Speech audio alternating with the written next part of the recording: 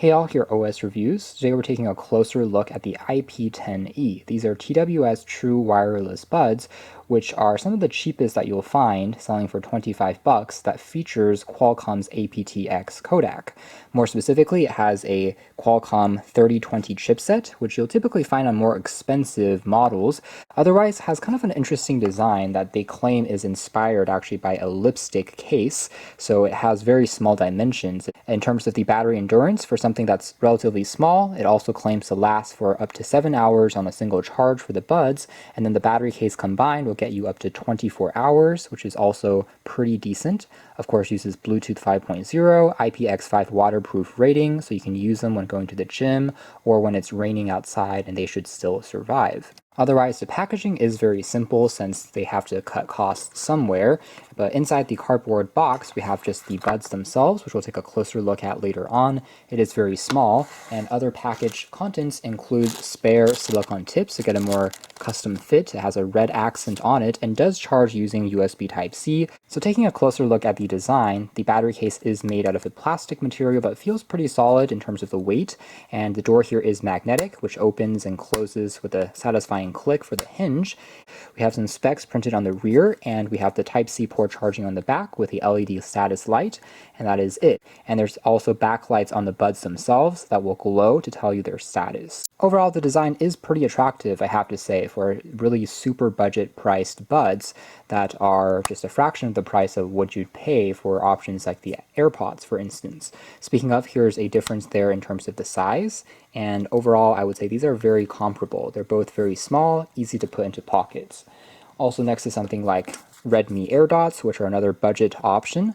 But the Redmi AirDots do feel a bit more hollow in terms of their construction. Buds themselves, they are also magnetic, and they can be attached in and out of the case with a satisfying click. And there's also a LED light in the middle there that tells you kind of their status when you are charging them or removing them from the case. They have physical buttons on the exterior instead of being touch sensitive like some of the other ones we've seen recently, so there's a tactile sensation whenever you click down on them. However, I tend to prefer touch sensitive controls on wireless buds, since pressing down while wearing them can add a bit of extra pressure, but it is what it is. The controls allow you to play and pause the music, as well as skip tracks and bring up the voice assistant by triple tapping. However, we don't get volume controls unfortunately baked in, so there's no way to raise it higher or lower by clicking. You have to use the voice assistant or turning over to your phone directly. The buds themselves continues the polycarbonate plastic construction, but are also pretty solid in terms of their overall weight, and these are very snug fitting as well. When I was wearing them earlier, they didn't fall loose. Even as I was jogging around, they felt secure, nicely locked in with this in-ear style, compared to say Apple's AirPods, which have a half-open design. These are closer to say the Redmi AirDots in terms of having this slightly tighter seal and more conventional design rather than what Apple does with their buds. Moving on to audio quality and performance, actually there's a lot to like here. Overall, it's a very clean sound, and as far as the connectivity is concerned, it's almost flawless. You can play and pause the track, there's almost no static, hissing, or distortion that you can hear in the background. You can walk around, the range is great, and the left and right sides were firmly connected without getting lost as I was moving.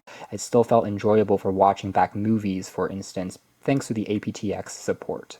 As far as the actual sound profile is concerned, it's also surprisingly dynamic. There's a nice amount of bass that you can enjoy as you're listening to things like drum beats as it hits tracks like EDM, anything that's bass boosted. It becomes a very rich experience. You can definitely feel it as it vibrates, but at the same time doesn't really overpower other elements like the mids or trebles, for instance. Mids are also very clean sounding. If you're listening to vocals and instrumentals, they do come to life and have plenty of detail and range. It feels like when you're wearing these, you're listening to music with larger headphones or even open ones at times, which is quite impressive considering the small size and the low price point. If anything, I would say trebles might lack a little bit of detail, but that is being very nitpicky, and again, it's hard to compare these with audiophile grade gear considering they're just 25 bucks. So hard to complain, I think, for most consumers out there.